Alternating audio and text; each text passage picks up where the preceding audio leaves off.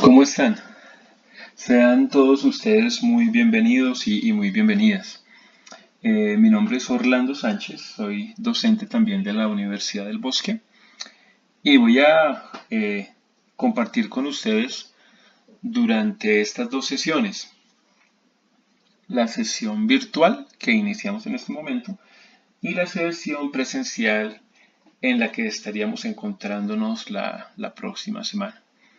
De antemano deseo que el espacio sea provechoso y de mucho enriquecimiento. Mm, Inicialmente vamos a hacer una presentación, vamos a presentar algunas generalidades, que si bien son eso, generalidades, son importantes para luego abordar en detalle las competencias genéricas, en este caso en inglés. Mm, para empezar, eh, he diseñado unas preguntas que creo pueden servirnos de guía para, para orientar esta parte del taller. En primer lugar, ¿por qué incluir la competencia en inglés? Entonces, ¿por qué el Ministerio de Educación ha decidido evaluar el desempeño de los estudiantes a la luz de esta competencia? En segundo lugar, ¿cuáles son las metas del ministerio en relación con el aprendizaje del inglés? Aquí pues hablaremos de algunas cifras, algunos números. Posteriormente vamos a referirnos al marco común europeo. Vamos a mirar qué es y a qué se debe su existencia. Mm, Luego vamos a plantearnos esta pregunta: ¿por qué estimular el aprendizaje del inglés, incluso desde áreas en las que inglés o el aprendizaje del inglés no es el núcleo del aprendizaje? Y finalmente vamos a mirar cuál ha sido el desempeño de los estudiantes de la Universidad del Bosque en esta competencia. Continuemos pues con esta pregunta. ¿Mm? ¿Por qué evaluar la competencia en inglés de nuestros estudiantes? Aquí les sugiero la siguiente dinámica. Yo les voy a compartir un texto en esta misma presentación. La idea es que se tomen un tiempo, el que ustedes consideren prudente, para leer el texto y luego continuamos la charla. ¿Vale? Entonces, aquí está el texto. Por favor, mi sugerencia es que lo pausen, lo lean y luego continuamos.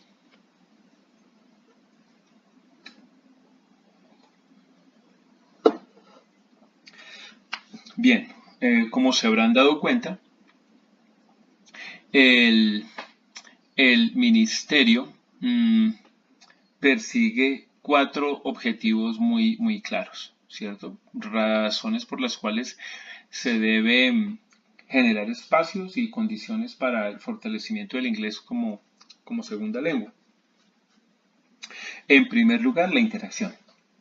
Entonces, para nadie es un secreto que hoy en día las posibilidades de viajar son más reales, ¿cierto? Están más latentes de lo que lo estaban hace 10, 20 o 30 años.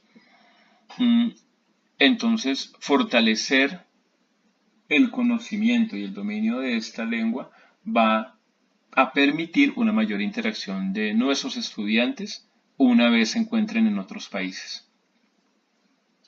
En segundo lugar, tampoco es un secreto que gran parte del conocimiento que se produce hoy en día, el conocimiento por supuesto actualizado, se pone al alcance de las comunidades interesadas, pero en inglés, ¿cierto? Entonces, el conocimiento está allí y está al alcance, pero para acceder a él hay que tener formación también en esa segunda lengua. En tercer lugar, tenemos el acceso a becas. Mm, y estoy pensando que cuando muchos pensamos en becas y la necesidad del inglés, pensamos inmediatamente en países como Canadá, los Estados Unidos o Alemania. Y yo creería que no solamente en esos países, incluso en países hispanohablantes, ¿cierto? Como España precisamente, mm, los estudios pueden requerir de conocimientos en inglés porque la cátedra puede ser en inglés o alguna de las cátedras puede ser en inglés porque el material de lectura está en inglés y porque eventualmente un recorrido por el continente europeo se facilitaría en tanto haya algún dominio de esta lengua. Finalmente tenemos em, las oportunidades laborales. ¿Mm? Es innegable que las posibilidades para encontrar campos de acción donde podamos potenciar las capacidades de nuestros estudiantes se van a dar en mayor número si somos competentes en este idioma. Continuemos. Ahora, metas del Ministerio de Educación Nacional. De nuevo les voy a compartir una gráfica y un texto. Se toman por favor, o al menos esa es mi sugerencia, los minutos que consideren, pausan el video, examinan, analizan la información y continuamos.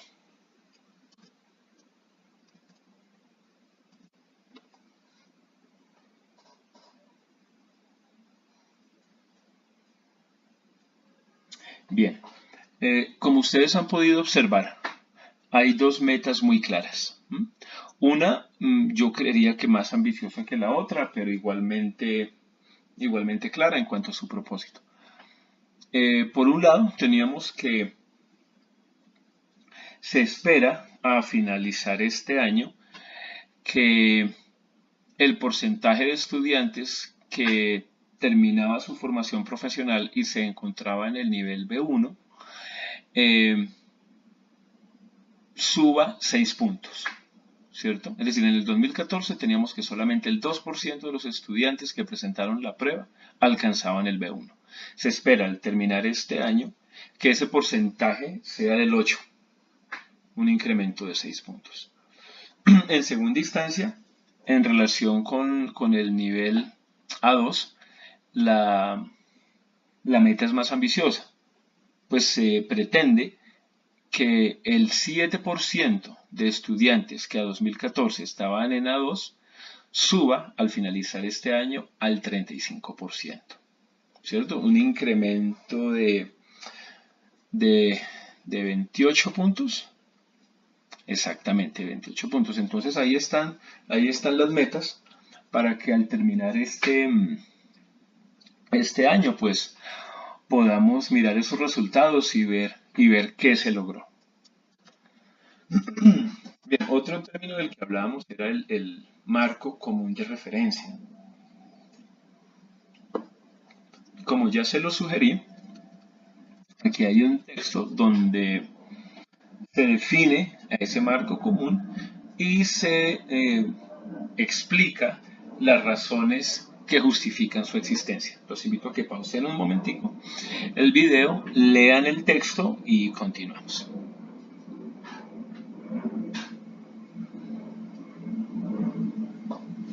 Bien, como ustedes han visto, este marco común europeo de referencia, valga la redundancia, es un terreno común, ¿cierto? Y lo que hace es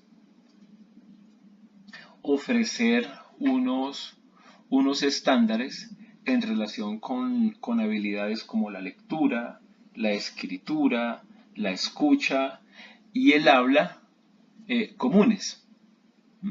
Entonces, ¿cuál puede ser un uso de este marco común de referencia? Si había un estudiante aprendiendo inglés, por ejemplo, aquí en Colombia, y ese estudiante decide continuar sus estudios con respecto a esa lengua en otro país, en ese otro país pueden, a la luz de unos resultados que ese estudiante lleva desde acá, continuar sin interrupciones con el proceso. Es decir, supongamos que un estudiante termina acá, estudió durante 2 años y alcanzó el nivel B1. y decide que es hora de continuar sus estudios en otro país. Ese estudiante viaja a Canadá o viaja a los Estados Unidos, viaja a Inglaterra, a Australia y el lugar donde él o ella vaya a continuar mm, le va a pedir los resultados de sus estudios acá. Esos estudios se van a dar en términos de estos niveles. Entonces, cuando allá vean que nuestro estudiante es B1, por ejemplo, ellos saben B1 qué significa. Es decir, pueden determinar, tan pronto el estudiante llegue, de qué es capaz ese estudiante en términos, como les decía, de escucha, de habla, de escritura y de lectura. Bien, eso es nuestro marco común de referencia. Ahora, ¿qué implica ser competente en inglés? Entonces, de nuevo, aquí hay un texto. Pausen un momentico, por favor, lo leen y continuamos.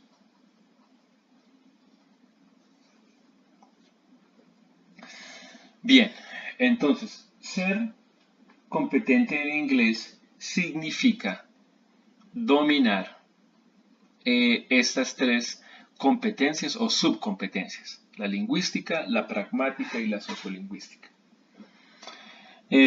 ¿Cuáles son las implicaciones? Por ejemplo, un estudiante que ha desarrollado la competencia lingüística le permite, por ejemplo, o es capaz, por ejemplo, de distinguir categorías gramaticales, ¿cierto? Es capaz de distinguir tiempos verbales.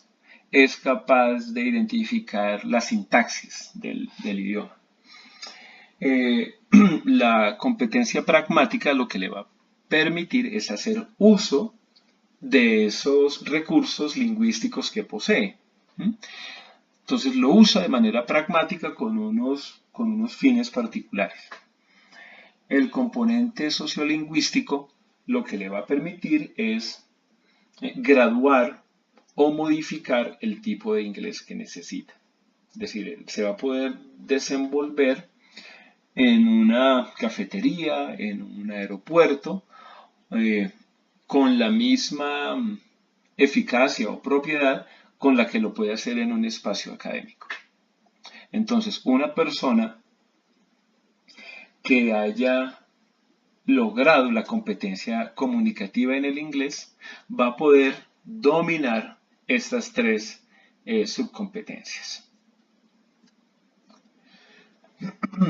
Bien, ahora miremos cuál ha sido el desempeño de los estudiantes de la Universidad del Bosque a la luz de esta competencia en las pruebas Saber Pro. Para los resultados que vamos a mirar y que nos van a servir como índice para observar el desempeño de nuestros estudiantes, vamos a partir de este número. 1.627 estudiantes que presentaron la prueba y obtuvieron resultados. ¿Listo? Entonces, desempeño de nuestros estudiantes. Entonces, vamos a hablar primero de este nivel, el nivel menos A1, ¿cierto? Las personas que se encuentran, los individuos que se encuentran con un nivel menos A1 son aquellos cuyos conocimientos son muy básicos, y por ende no les permitirían comunicarse, por lo menos no eficientemente, ¿verdad? Y haciendo uso de la lengua. Ahora, con base en los números que tenemos acá, podemos decir que el porcentaje de estudiantes de la Universidad del Bosque con nivel inferior a A1 ha sido significativamente menor al de la media nacional. Claro, si ustedes se fijan, en Colombia, en los años 2016 y 2017, alrededor del 20% de los estudiantes que presentaron la prueba estaban en este nivel, menos A1.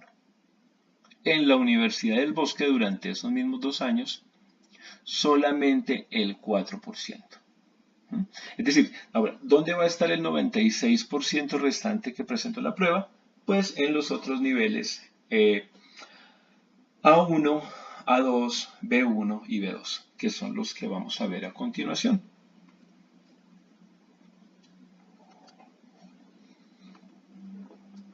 Bien, Universidad El Bosque. Entonces, al presentar la prueba de Saber Pro en el año 2016, estos fueron los resultados. ¿Cierto? Un 16% de los estudiantes estaba en nivel 1, el 24% en A2, el 39% en B1 y un 16% estaba en B2.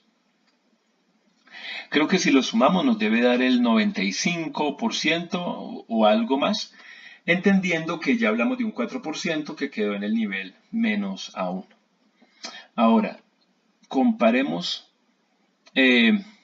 estos datos con los datos de las demás universidades del país. Nosotros, o los estudiantes de la Universidad del Bosque, están por encima en el nivel B2, ¿cierto? Nosotros tenemos un 16, o por lo menos en el año 2016 y 2017, tenemos más estudiantes en ese nivel que la media del país. Lo mismo ocurre con el nivel B1, ¿cierto? En el 2016 encontramos que un 39% de nuestros estudiantes alcanzó ese nivel, mientras que en las universidades del país, o en el promedio nacional, para decirlo mejor, este porcentaje solamente alcanzaba el 19%. Y no cambió mucho para el 2017, donde se estableció en el 18%. Bien. Ahora, aquí entre estos dos niveles, A1 y A2, la idea es que este número también disminuya, ¿cierto? Pero que disminuya porque estos estudiantes están, después de su experiencia en la universidad, están avanzando en su dominio y conocimiento de la lengua. Bien, a partir de estos datos, podríamos, por ejemplo, concluir que entre 2016 y 2017 la universidad evidenció un progreso importante en los niveles A1 y A2. Es decir, estos que estaban en A1 y A2, ¿cierto? Fueron mayores en el año 2017. Por ejemplo, lo que podría sugerir que hay acciones que ya se están adelantando al interior de la universidad que hace que cada vez menos estudiantes estén aquí, ¿cierto? Y empiecen a posicionarse de espacios, digamos que les pueden significar mayores posibilidades.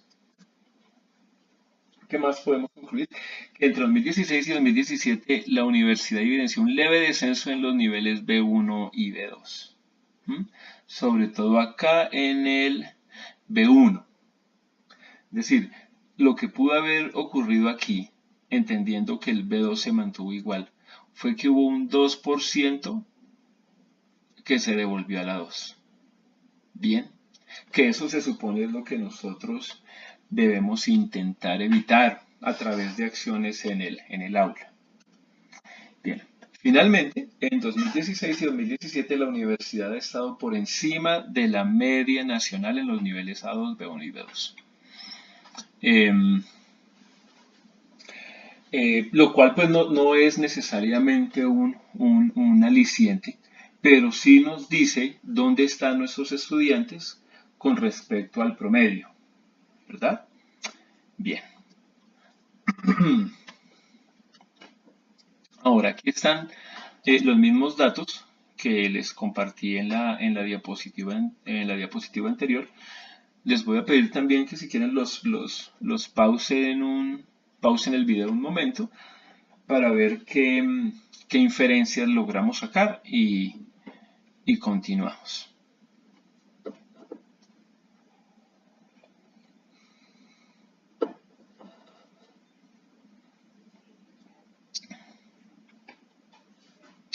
Bien, ¿qué habría que decir? ¿Cuál es o en dónde se están concentrando los esfuerzos de la universidad? Esfuerzos como por ejemplo este taller. Básicamente, lo que la universidad se ha propuesto es tener el menor número posible de estudiantes en esos tres niveles. En otras palabras, lograr que la mayor concentración de estudiantes estén en los niveles B1 y B2. Si observamos en este momento en esos niveles B1 y B2, para el año 2016 teníamos el 55%. Y para el año inmediatamente anterior teníamos el 53%, ¿cierto? El 53%. Es decir, que aquí hubo un 3% que esperamos sea aquel que subió de nivel, es decir, que se encuentra en C2, por ejemplo. Entonces, como les decía, la meta es reducir este número o de reducir estos números. Porque, por ejemplo, si solamente reducimos el nivel A2, pero se nos incrementa el número de personas en A1, pues no sería un buen indicador, ¿cierto? Eso sugeriría que las acciones que estamos adelantando para que los estudiantes suban de nivel, pues no ha surtido el efecto esperado. Bien, continuemos. Bien, he aquí el desempeño de nuestros estudiantes por programas.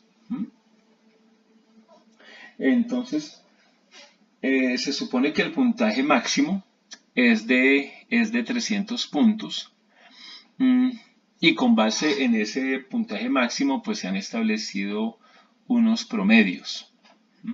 Entonces uno observa, por ejemplo, cómo el área de la medicina es uno con los promedios más altos, 188.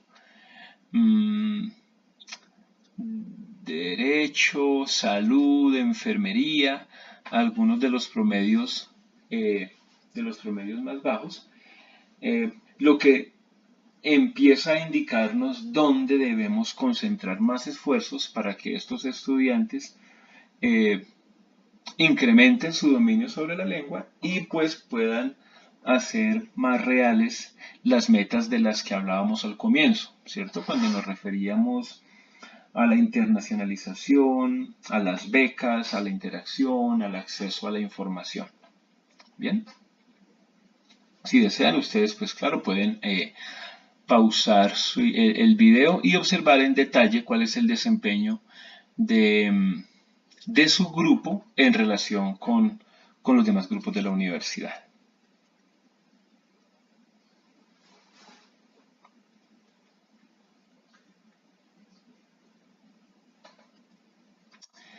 Bien, vamos terminando esta primera parte de presentación. Espero no estén muy agotados. En la siguiente parte de esta sesión virtual vamos a enfocarnos con mucho más detalle en las competencias, ¿cierto? En la competencia del inglés y en la creación de los ítems y demás. Por ahora algunas preguntas que me parecen sugerentes y que podrían servirnos de insumo para las sesiones presenciales están aquí. Creo que como docentes de áreas del conocimiento distintas a la formación en segunda lengua, vale la pena preguntarnos si debemos o no prestarle atención a estas pruebas y por qué. si es responsabilidad de la universidad concentrar esfuerzos dirigidos a mejorar el desempeño de nuestros estudiantes, o si esos esfuerzos deberían dirigirse a algo distinto. Y finalmente, ir pensando en si es posible, si vemos viable desde nuestras áreas de conocimiento, eh, colaborar con el entrenamiento de los estudiantes en esta competencia y quizás cómo hacerlo. Bien, pues por ahora vamos a llegar hasta aquí. Espero haya sido de algún provecho esta primera presentación y los espero más adelante. Muchas gracias.